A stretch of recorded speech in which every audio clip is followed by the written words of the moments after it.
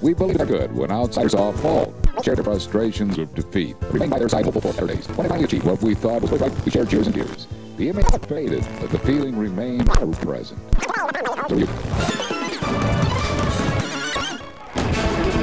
Backstage here at Veterans Stadium, 1980 Phillies have their reunion. Signing autographs, signing mementos. You look at Bob Boone. The Pope is there. Right. Changes on.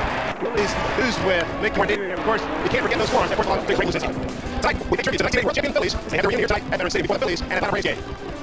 Braves and the Phillies coming up, and the weather situation right now, it's starting to sprinkle here at Veterans Stadium. Pretty good crowd anticipated as we celebrate the Phillies' finest hour. Going to be a good crowd, about 30,000 or better, and it should be a lot of fun tonight. Be careful, big boy. Let me tell you something. We're resituating here in the dugout. Welcome, everybody, to Vet Stadium. I'm Dave Sims. Glad to have you with us. We just repositioned ourselves here in the Vet, and tonight we celebrate the finest moment in Philadelphia Phillies baseball history as we remember the 1980 World Championship team. There were 14 winners of the Kansas City Royals, and a very, very important man in that story, the manager of the Dallas Green right now, Coach. Hi, Dave. What goes through your mind when you saw all the Phillies backstage? It's been 20 years, man. Well, we got fun, I guess, time squeeze by. But man, I think we're very, very proud of coming back and at least having the fans having an opportunity to share what 1980 was all about, Dave. Yeah, I'll tell you, it was such a great moment in Philly history, and to celebrate with the fans, with the parade that we had, and with the genuine love and feelings that we had for our people, it was special. And to see these guys back here now, to a man, we're very, very proud of what we accomplished. When you see these guys, when you come up and say thank you, because you're the target about they come on the program, but what you did with that club, thank you for what you have to kick in the tail, I really do. I think again, I'm not sure all 25 guys understand what we're trying to get done, but I think almost everybody appreciates the fact that they're the only guys in the history of this franchise that wears a World Championship ring. They may not have liked the tactics, they may not like what I did, and to get them to understand that we had to play some baseball the way we were supposed to play and capable of playing. But from September on, they played their hearts out and their souls out, and we accomplished the goal that we had set for ourselves, which was a World Championship. They're very proud of that, and I think, again, did they come back and thank me? They don't have to do that. They thank me by winning the championship. But I think they know. The Gary Maddoxes and the Boas and the Boones and Lazinskis and some of the guys that I had probably the most trouble with during that time, they at least talked to me, and that's good enough. That's a plus. What was it? What was, explain it without, totally going through the whole thing, but in a nutshell, what was some of the things, the conflicts that you had with those fellas? Well, Danny was a low-key guy, and they grew up with Danny Ozark, and God bless him. Danny did a great job for our organization. But they had reached the point 7, 8 years where they really had not won a championship. 77, 78, I think, and Pope and I both, and Rulli Carpenter as well, agreed we were the best team in the National League by a long shot, and we didn't get the World Series because we couldn't win. I brought a style that they were not used to. I brought a discipline that they weren't used to. I preached I preached the disciplines and pride, character, and all the things that I knew were carrying through 162. They didn't want to buy it at first, but they finally came aboard and played our hearts and souls out in September and again in October. I grew up in Philadelphia. I know what this means here. This is your, I remember seeing you pitch. And that's a great moment. Tremendous tribute to you guys. Get everybody back here tonight to celebrate the 1980 World Championship. Well, we're looking forward to sharing it with our fans. That's a great time. Dallas, good to see you. Thanks for stopping by. We appreciate it. Dallas Green, who was the manager for the Phillies in that great year in 1980. Now, as you know, a lot of emotion went into that 1980 World Championship team, and a lot of it led by Dallas Green and Paul Owens, two guys that wouldn't let this team fail to live up to its capabilities. Let's take a look as we remember the 1980 Phillies.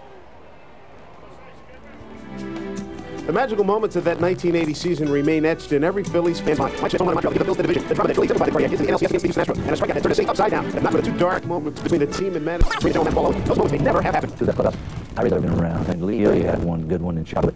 Because of the dramatics of this, the one in Pittsburgh, Dallas, I remember Bill Collins, right, said, I need access to the clubhouse. He's not early in the hallway. And the one with Pope and San Francisco was classic. You looked into their eyes at that time, and you knew that they were speaking from the heart, and they didn't care less about your reaction. They were going to say their piece. It was the decibels were up. The bleeps were heavy. And but I could have cared less at that time because I was determined not to let the team slip back into what I called leather baseball. The first time he came in Pittsburgh on August 10th. The window for winning the World Series was closing fast. As the Phillies found themselves 16 back to the Pirates and the Expos. 2 games of a doubleheader. Dallas Green had enough. And I just let it fly. We only had about 55 games to go. And I told them in no terms that the Fawcett business was over. I was sick and tired of the mystical business and all the cool approach to the game of baseball that we brought to the ballparks day after day. The nucleus was there, we knew how to play the game, and maybe his motive was to challenge us to get up for every game, that he didn't feel that we were up for every game. I don't know what his motive was. I, in my mind, really think he had a master plan that was well orchestrated in the respect that he looked at a club that was probably going to stay together for the last time as far as a chance to win it. I don't think we win a World Series without Dallas Green. He kept us on our toes. He took the heat off us and took it himself. He knew whose button to push. And we had some sensitive guys on that team. In 3 weeks' time, the gap was closed. But when the Phillies dropped 2 straight games on the West Coast, the Pope, Paul Owens, lashed out in San Francisco, calling for the performance to match the egos of his players. It was the ultimate motivation for a team that needed it most during the stretch run. We did some things that weren't sound fundamentally, and we did some things to lose baseball games that we shouldn't have done. And, of course, then the Pope came to play. Well, I've been yelled at before. Pope and I are good friends as well, but, you know, he challenged me to a fight that day. I thought I had to shake him up, and I was mad for 2 days because of the game we lost in San Diego on Sunday, and this was the following day. And I don't know whether they helped or not, but I know we went 22-7 or something down the line, down the thing. So I think it made him wake up. Boy, Pope went off, and I'd never seen him do nothing like that. So I was kind of sitting in the back of that meeting going, wow, this man he means what he says. And when he went through that, I think he fired our ball club up. I mean, everybody went out of there charged up, ready to play. And the final result was just what these two men had dreamed about for years. I knew in my heart we could be. What a great moment in Philadelphia history, and these fans are here to relive it, to salute the men who brought the championship back to the Quaker City. Michael Jack Schmidt waiting in the wings, and he'll be joining us to talk about that 1980 campaign when we continue as we get ready to celebrate the Phillies at 1980. Can I get a beer? Beer, please. Me too.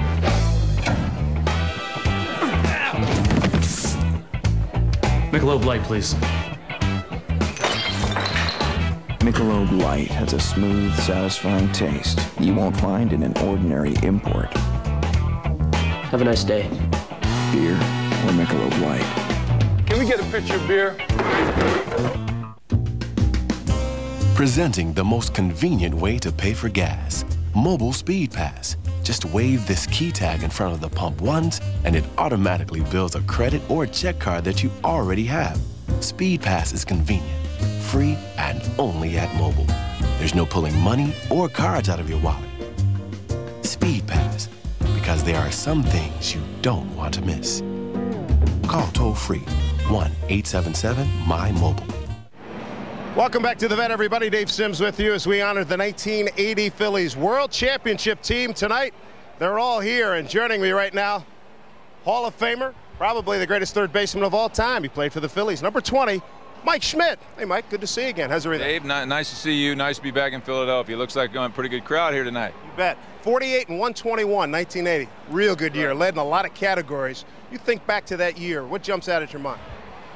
Well, you know, mostly having a great team. You know, when you play a team sport, the enjoyment you get is accomplishing something as a group. You know, enjoying it with your friends, the guys you live with these guys and travel with them for 9 years, and you all have one goal. And when you attain that as a team, that's where you get your enjoyment.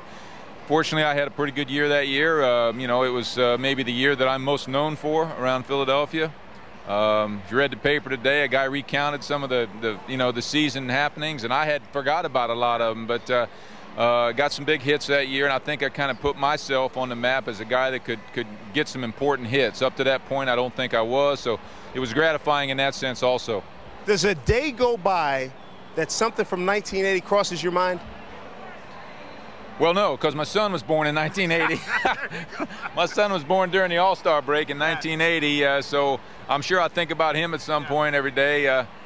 That doesn't answer your question. I don't think, no, I don't think I'm like, what, 1980, 20 years past that year of my life. Sure, if something comes up about baseball, I'd probably think about 1980 and that success. But no, I don't dwell on something about baseball every day. I'm a golfer, man. I know. First thing I say, hey, Mike, how you hitting them? Hey, do you realize the importance here in Philly? I mean, what that championship meant to this city? Because it never won. It had been close. You guys have been close in 77 and 78, and there was a lot of years of futility before.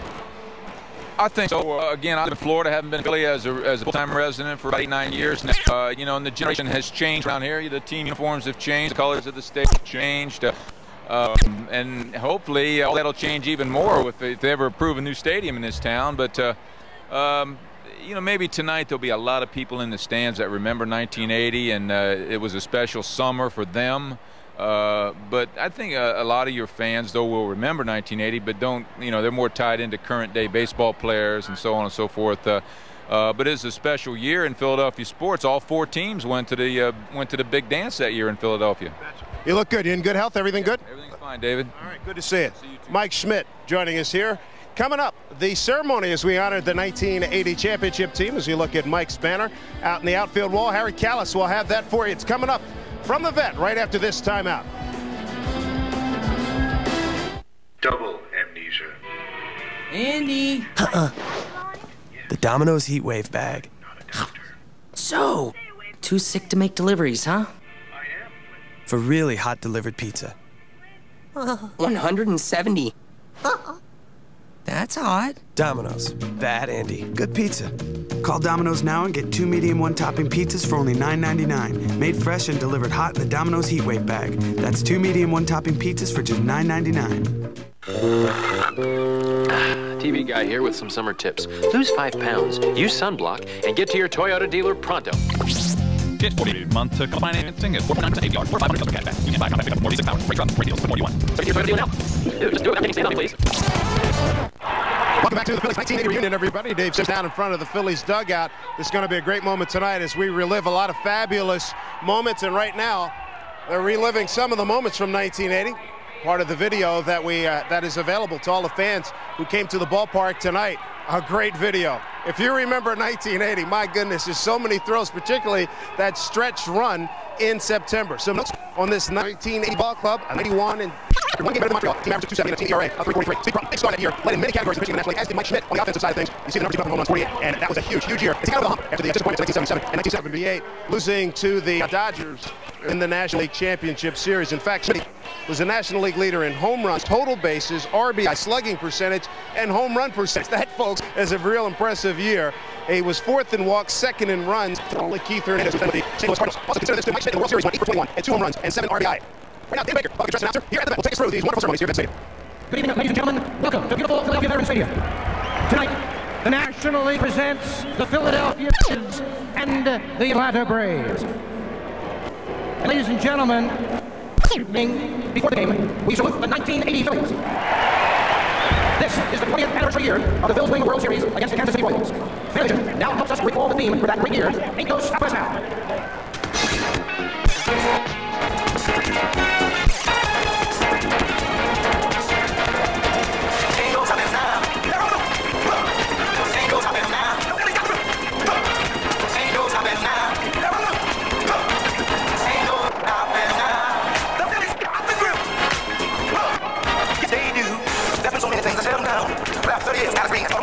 I know they had so many miseries, but I ended up winning the World Series. And they won't let Kansas City hold them back, but one Philly can't do. The other goes out there. I know they've been held down before, but this year they refuse to be held anymore. And won't let Kansas City stand in their way. Oh, I want you to listen. When the world say, that's what they say. Ain't no stopping now. Never do. Ain't no stopping now. The Phillies got you. Ain't no stopping now. Never do. I know. Say I know.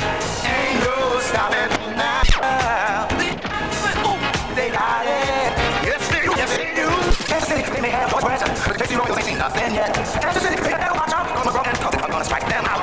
The Kansas City, I know, is a super team, but the Philly fanatic, he's just as me. We know the fans never let down before. In the 80 series, watch them even the score. They won't let Kansas City stand in their way. No, they won't. I want y'all to listen. To everyone I say, ain't no stopping now. Ain't no stopping now. The Phillies got you. Yes, they will.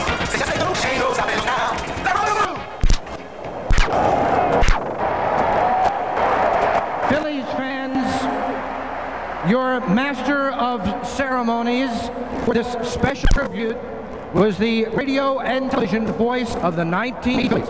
He's celebrating his 30th anniversary with the Phils in that capacity this year. Simply one of the best play-by-play announcers in the history of Major League Baseball. Ladies and gentlemen, Mr. Harry Callis. Thank you, you great fans.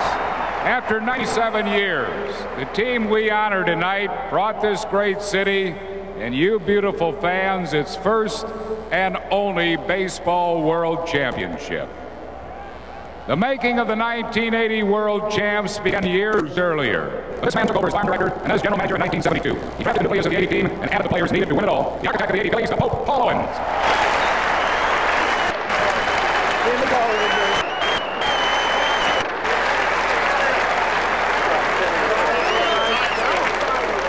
He moved from the farm director's chair to a dugout seat as the manager late in 1979.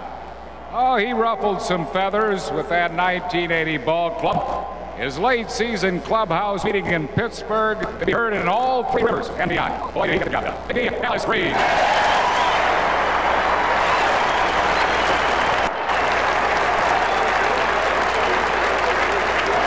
Dallas surrounded himself with a hard-working coaching staff that was part of the hardline approach. First base coach, Ruben Amaro Sr. Hitting coach, Billy DeMars. Third base coach, Lee Ida. Open coach, Irish Mike Ryan. Pitching coach, Herm Surratt. And head coach, Bobby Wise.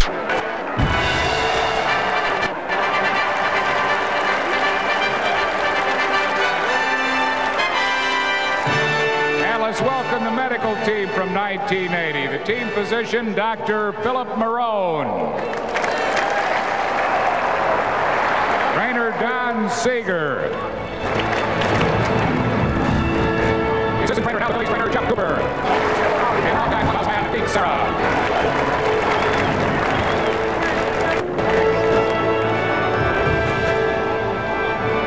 En route to the 1980 World Championship, this team had to claw its way to the division title and then survive the excruciating League Championship Series.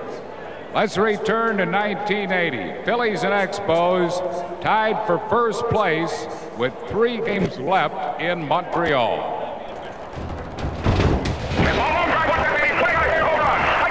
In game 1, Michael Jack drove in both runs at a 2-1 victory. Then came one of the wackiest, wildest games in Phillies history. Leo holds Scott, throws out off of Scott, trying to score, and he is out at home plate. He's in left field. Rose is being held. Oh, Bright is held up, and they're going to get him in a rundown, or are they? He is safe. Oh, I don't believe it. Green light, base hit, center field. The Phillies are going to go ahead. Now they got Schmidt in a rundown, 2 runs scored.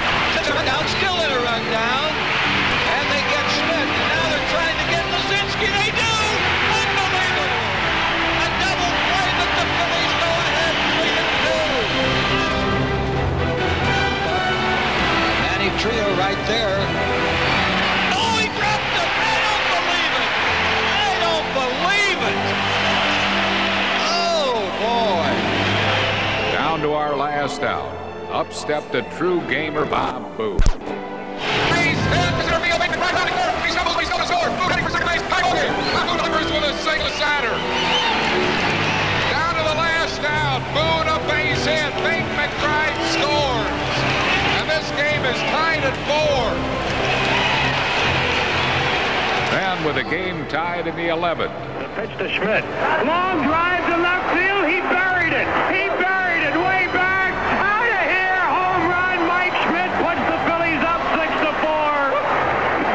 Oh, what a drive by Schmidt. Unbelievable. Who better to take it off than the Tucker?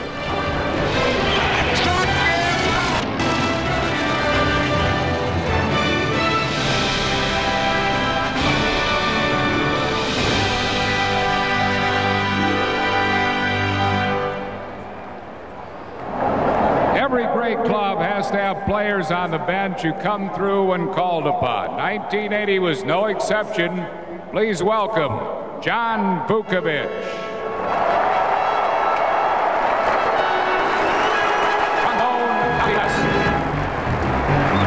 And George Vukovic.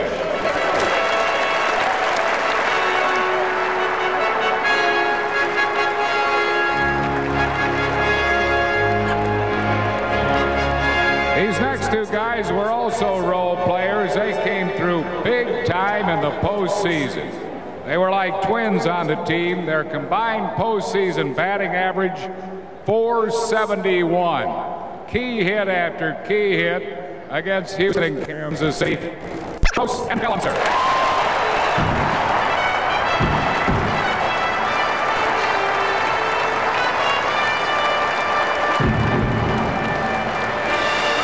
Another role player that year was a rookie who hit .314 working behind the plate and in the outfield.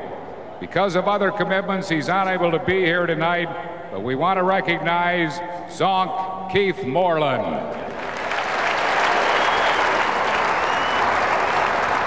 Well, you saw how the Phillies won the division in Montreal. Next was that gut-wrenching 5-game playoff series against the Houston Astros. Down 2-1, Pete Rose's daring base running led to a win in Game 4. That's where they trailed Ryan 5-2 going into the 8th inning. In his Hall of Fame career, when Nolan Ryan had the lead going into the 8th inning, he was 112-3. Did that stop this bunch? No way. For the 4th straight game, the Phillies went into extra innings.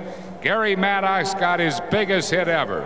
Let's turn to Fanavision for a recap of those last 2 wins. Stanley played their first 1 in 3 years with the Houston Astros, and what followed was considered by most baseball people to be the best NLCS in history. 4 of the 5 games went into extra innings. Big plays and clutch hits happened almost every inning.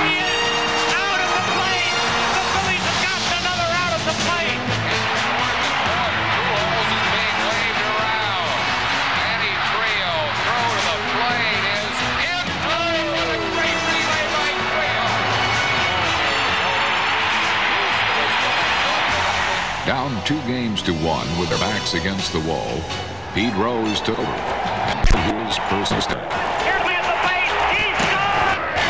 And it was down to 1 game for the Phillies. Game 5 was a true burner. Down 5-2 in the 8th inning against the great Nolan Ryan.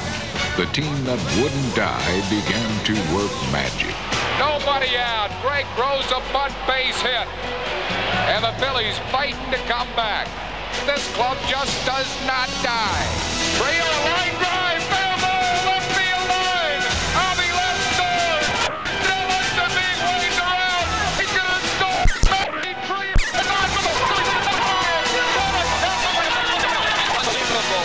But there was more to follow. Somehow the Astros tied the game and sent it into extra innings. But Gary Maddox saved the biggest hit of his career for the top of the 10th.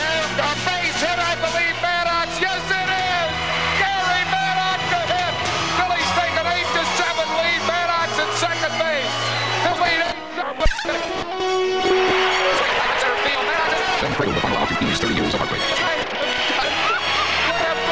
The Phillies have won at 10, and they're being bumped. I'll tell you, a season of ups and downs and highs and lows ends up with the Phillies in the 1980 World Series. Dallas Green hugging Paul Owens, Phillies general manager, and another touching. That was some series we'll never forget it. Not many teams succeed without a balance of left-handers and right-handers on the pitching staff. 2 lefties on the 80 club were kept today, and the best hitting pitcher I ever saw, Randy the Blade Alert.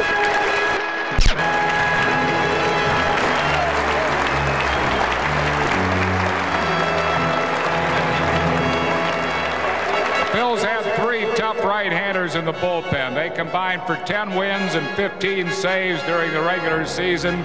Who will forget his knockdown pitch of George Brett? Dickie Ray Noel. He of the gunfighter eyes, Warren Brewster.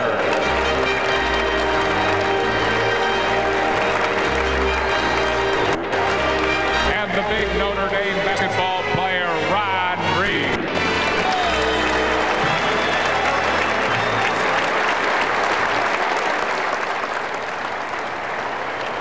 4 right-hand starting pitchers were a combined 38 and 18. In an injury-riddled season, our next guest went 5 and 1. Would you welcome, please, L.C. Larry Christensen.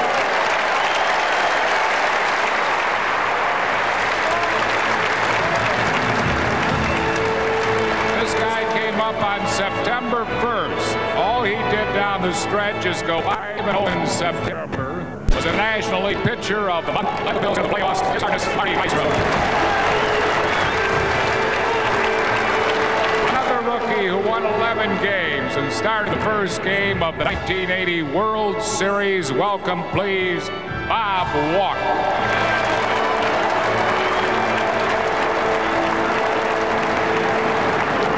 A 17-game winner who nailed down the pennant in Houston with 2 shutout innings in that gut-wrenching 5th and final game of the LCS.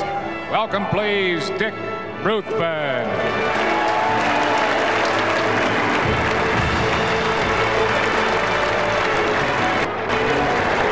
The Phillies were in the World Series. They won the first 2 games right here. Lost the next stealing in Kansas before coming from behind in the 9th inning to win Game 5.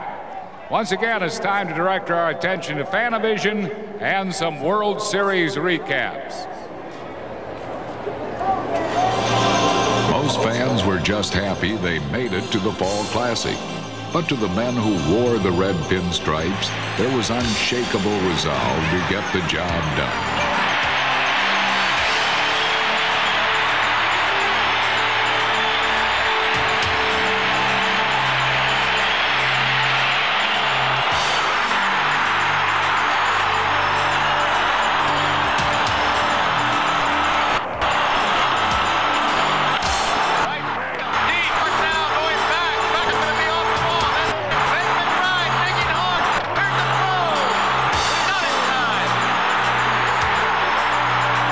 The Phils took the first 2 games on home turf.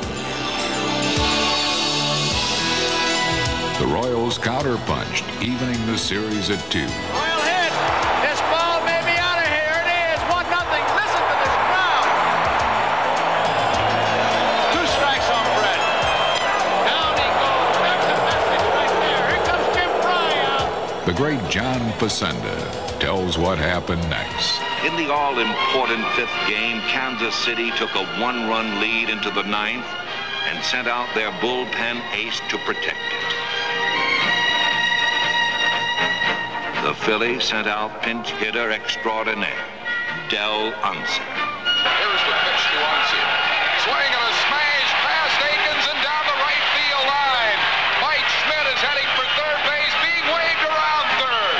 Here is the relay throw to the plate, and Schmidt is safe at home plate. Unsett eventually scored the game-winning run, and the Phillies returned home just 1 win away from their first ever World Championship. But by now, it was a bygone conclusion.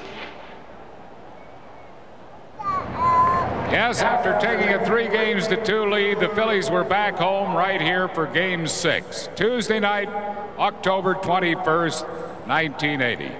Here's the starting lineup for that big game.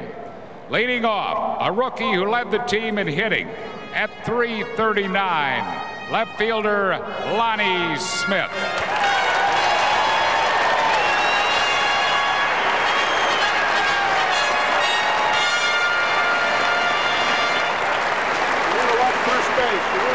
He's unable to be with us tonight, but we wouldn't all be here tonight without his team leadership. Baseball's all-time hit man, batting second, first baseman Pete Rose.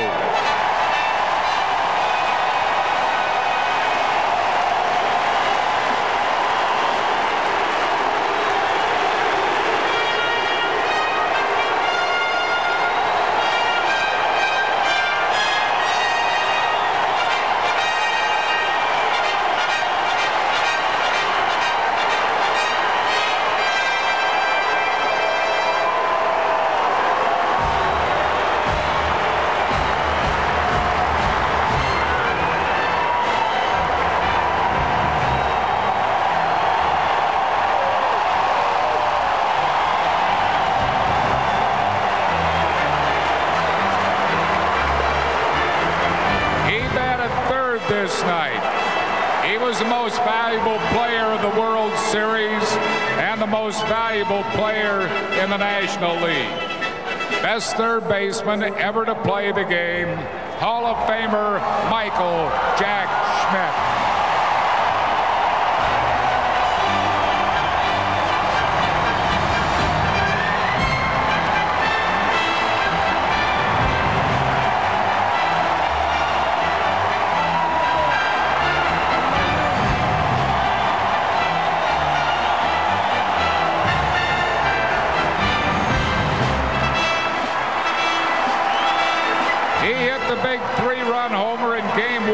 Kansas City leading 4-0 to get the Phillies started.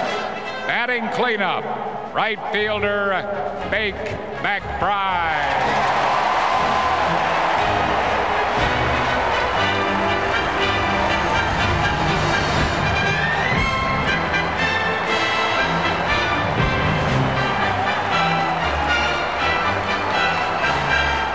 He got the game-winning hit in 2 of the wins over the Astros in the LCS. The designated hitter for Game 6 on this night here at the Vet, the Bull, Greg Luzinski.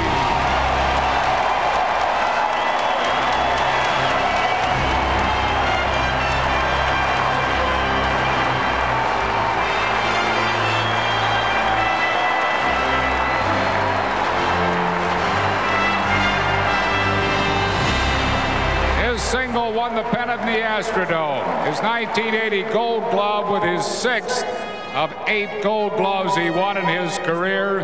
The Secretary of Defense, Gary Maddox.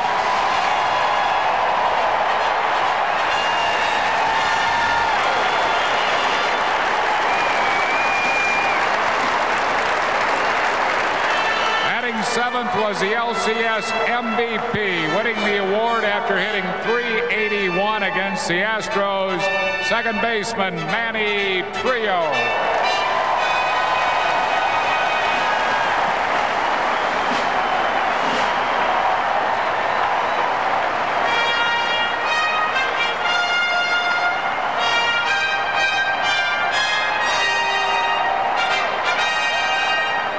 The 8-hole hitter is unable to be with us tonight. He's coaching third for the Seattle Mariners in Minnesota. He hit .375 in the series and set a record by starting 7 double plays. Shortstop Larry Bowa.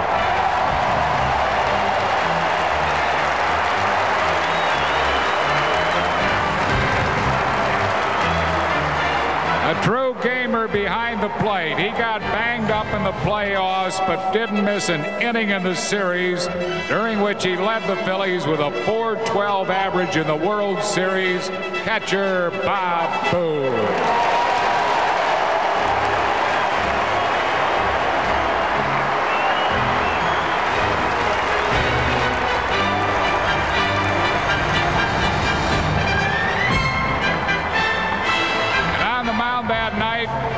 On the mound that night, the reason all of us came to the ballpark knowing that that World Series was over. As Larry Bowa said, no way we lose this one with lefty out there.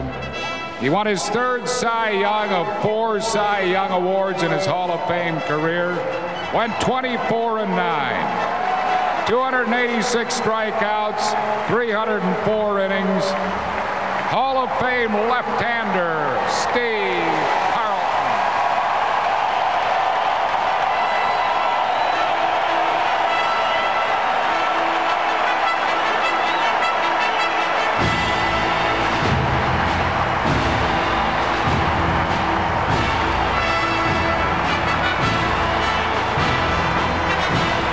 scored 1 run off lefty, and it came in the 8th inning. Dallas went to the bullpen one more time for Tug McGraw. Tug got out of a bases-loaded jam in the 8th. Kansas City again loaded the bases in the 9th with 1 out. Fanavision will take it from there, the final minutes, and the greatest Phillies moment ever.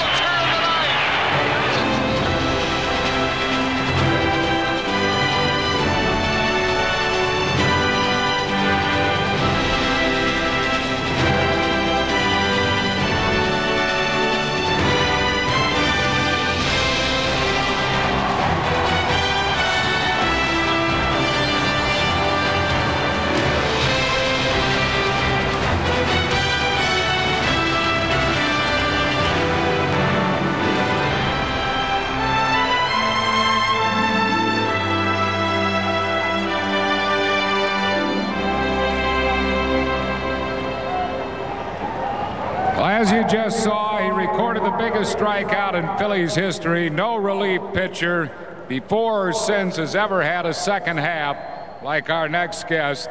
He had an ERA after July of under 1. Came in from the bullpen so many times to put out the fire.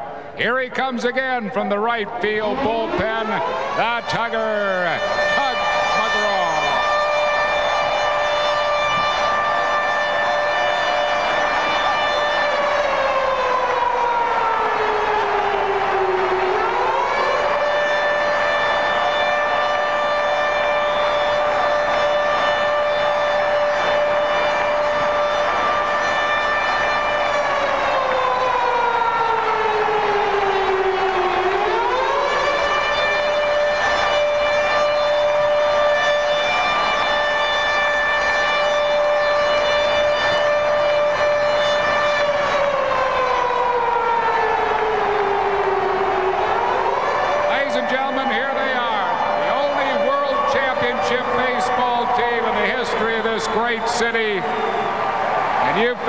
Beautiful, you helped him get there. The 1980 world champion Philadelphia Philly.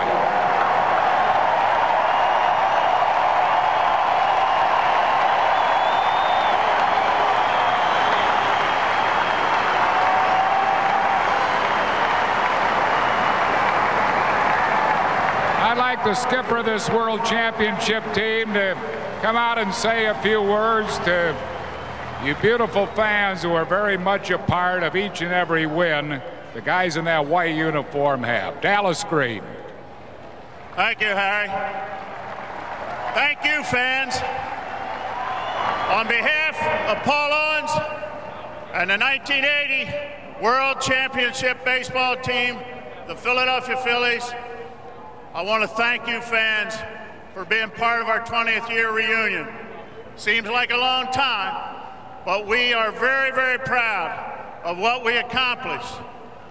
I've been in baseball 45 years. I've been in Chicago, in New York, but nobody will touch the Philadelphia Philly fans. We love you. Thank you very much. Thank you, Dallas. Not one of us up here will ever forget the day after the Phillies won the 1980 World Championship, that unbelievable parade down Broad Street onto JFK Stadium for a rally before millions of fans. It's something that's etched in our memories forever, with a love affair between this ball club and you great fans. So let's reenact that parade down Broad Street right now, as this 1980 World Championship team will take a victory lap around Veterans Stadium. Here they are, the world champs.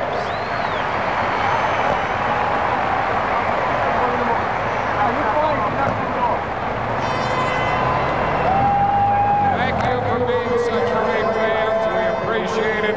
Thanks for your attendance tonight. Let's hear it for this 1980 World Championship Club. Thank you very much.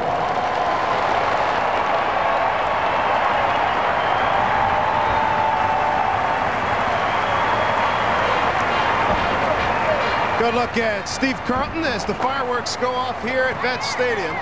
Part of the celebration as we honor the 1980 Phillies. Boy, you look at these names, and boy, do they bring back memories or what? Marty Bystrom with the knockdown.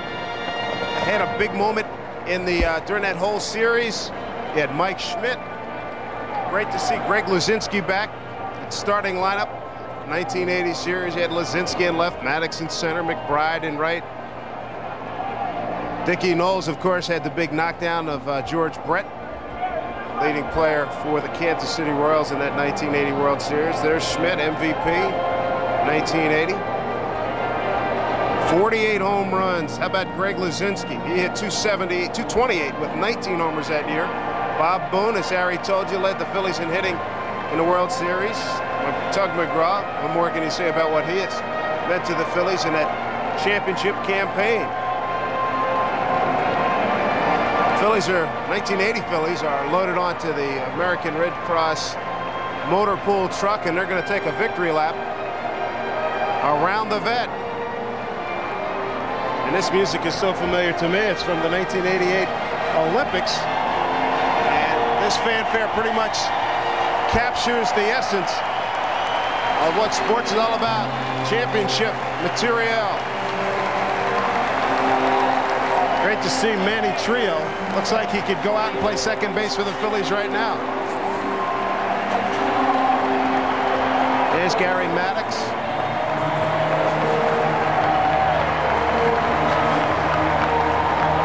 And now they're playing Queens. We are the champions. As the trucks, first truck with the players out in the left center field gap, followed by the coaching staff. And of course, Pete Rose, not here tonight, but Pete, when his contributions were mentioned, certainly introduced here, he got a standing ovation. And then Dallas Green really got the fans' emotions going when he held up Pete Rose's jersey and placed it on top of first base.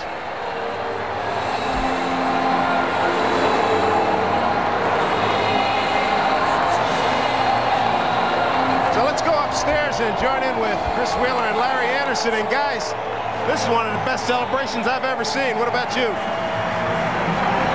Well, Dave, all I could tell you was these were our guys. I mean, I was lucky enough to be around here when all this stuff was going on, and they got a lot of ovations that year. They got a lot of ovations during the playoffs and the World Series, but you know, it's really a nice tribute tonight.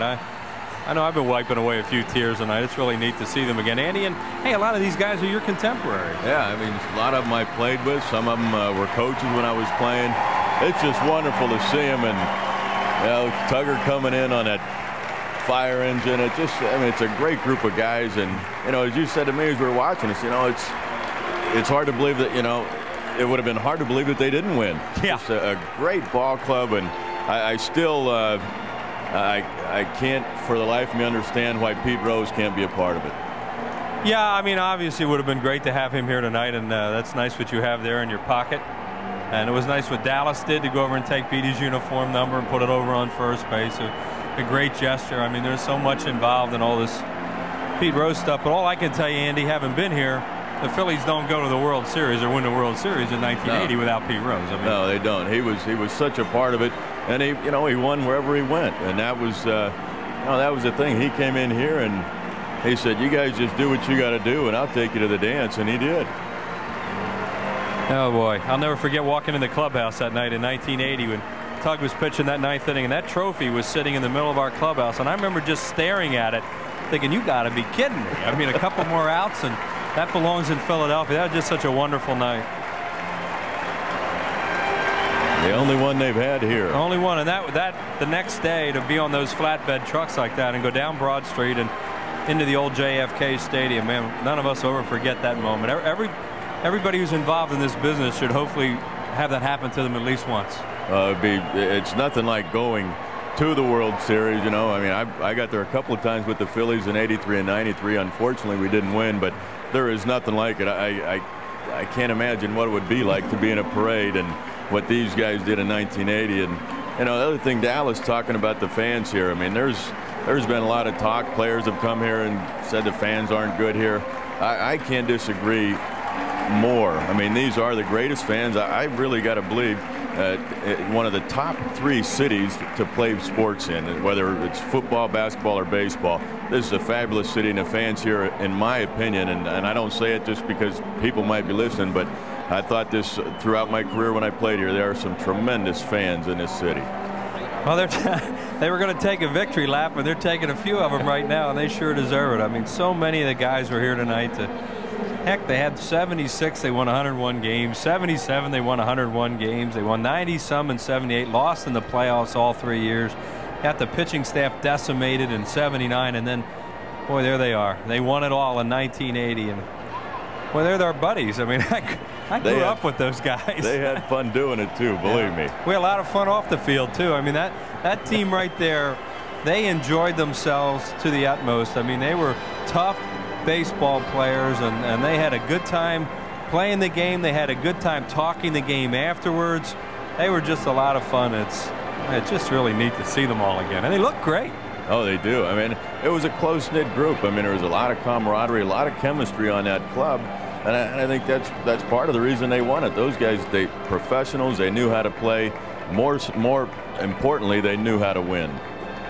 There's Lefty and Larry Christensen. They're still great friends. That's another thing about this group, Andy. A lot of them have remained good friends. Some of them stayed in the area, and we get to see others of the guys when you travel around the country. And you know, there's Doug Glanville, of course, who just idolized Gary Maddox, and he still bows to Gary when he sees him, calls him the Secretary of Defense. It's got to be something. You know, you look down in the dugouts and you see the guys on the steps just watching these guys, and you can't help. You see Petey Sierra worked in that clubhouse for so many years. Just what a wonderful, wonderful man. Those guys, John Vukovic, they're helping him down. I mean, it's got to be a thrill for Petey to see everybody here too. Petey's was in the Phillies organization for over 50 years in all kinds of different capacities. Now they're going to line up on the, I believe, on both the first and third base side. They said they were going to do anyway. They're going to line up down there, and we're going to carry the national anthem. There's a good buddy right there, Don Seeger, getting off the truck. He was a trainer here for so many years, Dr. Phil Marone.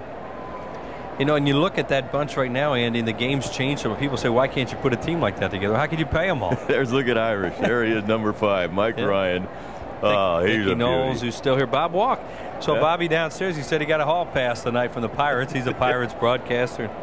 There's Arnold Ray McBride, shake and bake. There's Bobby. Marty Bystrom. Marty. 5-0 in the month of September, and did such a great job in the playoffs and World Series. Lonnie played on a lot of different championship teams. There he Lefty. is. I hope I don't see him tonight, at least not after the game. There he is, the piece of work of all time right there.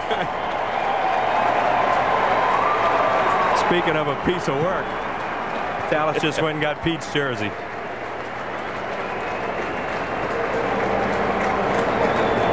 Well, the fans around baseball they're not going to let Major League Baseball forget about Pete Rose, that's for sure. Speaking of great players, Harry introduced him as the greatest third baseman to ever play this game, and it's hard to argue that Michael Jack Schmidt wasn't that and remains that.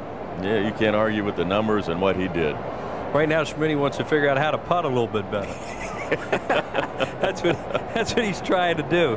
And now here comes the 2000 ball club's going to line up on the first base side, the 1980 club on the third base side for the national anthem. And those guys, they have to be looking at this 1980 team and saying, wow, what tremendous talent. And you know, it's probably something that they can look over there and look up to and maybe get some inspiration from them. You got Hall of Famers, Gold Glovers, all-stars all over the place. There they are right there. Doug has so much respect for Gary Maddox and Gary for Doug, and that's nice to see them get together like that. We're going to have the national anthem right now. We're going to carry that, so everybody's standing here at Veterans Stadium on this wonderful night for our national anthem. Phillies, who is no longer with us. We will now observe a moment of silence for Phillies pitcher Nino Espinosa, who passed away in 1987.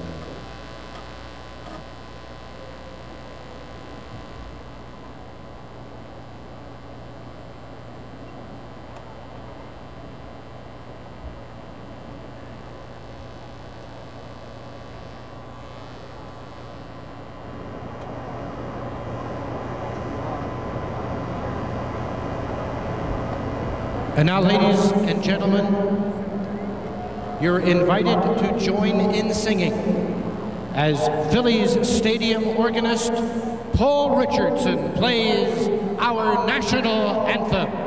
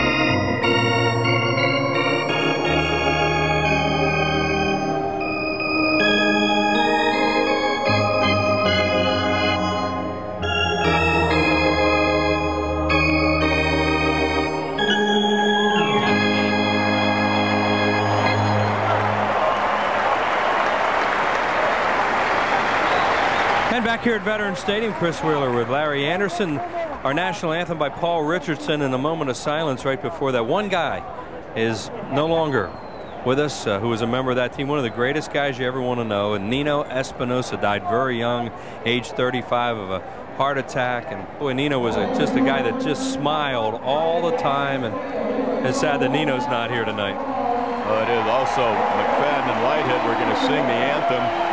They sang "Ain't No Stopping Us Now," but tonight on the way to the ballpark, John Whitehead's son was struck by a car, had to be airlifted. So our thoughts and prayers go out to John Whitehead and his son. Yeah, and Paul Richardson, of course, steps in, does a great job with the national anthem and the moment of silence for Nino. There goes the 1980 ball club. They're going to come upstairs now and have some fun. They've been having little parties the last couple of nights. From what I understand, they haven't changed. Yeah, they all made it out to the field, though. That was good. Yeah, well, thank goodness it was a night game. All right, Dave Sims is down there, and he's going to have a conversation with one of the greatest players in the history of baseball, probably the greatest left-hander ever, Steve Carlton. Dave, go ahead. Well, this guy doesn't need much of an introduction here in Philadelphia. The big left-hander himself, Steve Carlton. Steve, good to have you with us. And what's this mean to you, coming back and seeing all the guys again, coming back to Philly? It's a great evening, isn't it? Look at this crowd. It's great. Everybody's very receptive. Now, I thought, 20 years, a lot of guys, what if nobody showed up? But they're here, which is great. So it's good to see everybody. Had a wonderful time last night. The parade was great. And the Philly Pops was a lot of fun. We're just having a ball, Good for you. Hey, when you think back to the '80 season, one moment, what stands out for you? I mean, you had a whole bunch in 1980, but probably finally getting it over with. Tug getting the last strikeout, but that Dickie Knowles thing that they showed earlier, that was pretty neat too. But going back before that, what really turned around for us probably Greg Gross's bunt against Nolan Ryan over there in Houston. So that really, I think that swung the momentum our way, and we just went with it. So it was a lot of things tied together. Those are all special moments that got us to where we were that year. No question. We were talking to Schmitty earlier about the frustration they had at 77, 78 being so close. Yeah, I know that is difficult. But I think once we were there a few times postseason play, we had a little bit more control of our emotions, and we took it up a notch. We played a little better ball, and we got it done where first couple of years you might be a little nervous in postseason play, so that's pretty typical. What's been the most fun you had catching up with guys today?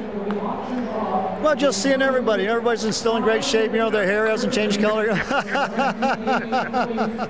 Well, and it's good to have you speaking with us, too. I remember in 1973, I remember you were going through this period where you weren't talking to media, and I didn't know that when I came in here as an intern, but good to see you chatting with the media these days. The guys in the back room were trying to get autographs. Yeah, right. And the print media guys, I said, listen, 20 years ago, I didn't talk to you guys, so I went with that, and I know they're all a little peeved right now, so. Yeah. All right, well, it's good to see you. It was a joke. Good to see you, Steve. Congratulations. Good to be here. Good to see you. Steve Carlton, the lefty, the Hall of Famer, joining us here at Vet Stadium. That'll do it for as we look at our 1980 World Championship team reunion here at Philly. Good shot at the former ace and the current ace, Steve Carlton, talking to Curt Schilling. And certainly things have changed with Lefty over the years. He was not one to speak to the media for the most part, but now in retirement, he's coming out of his shell, sort of like what Bill Russell's done in basketball. And a lot of credentials with both of those guys right there. Steve Carlton in 1980 went 24-9 with a 2.34 earned run average. Struck out 286 strikeouts. That'll do it. That'll wrap up our coverage of the 1980 World Champion Phillies reunion. Stay tuned for Phillies and Braves action. Coming up next, it'll be Larry, Harry, and Chris Wheeler coming up right after this.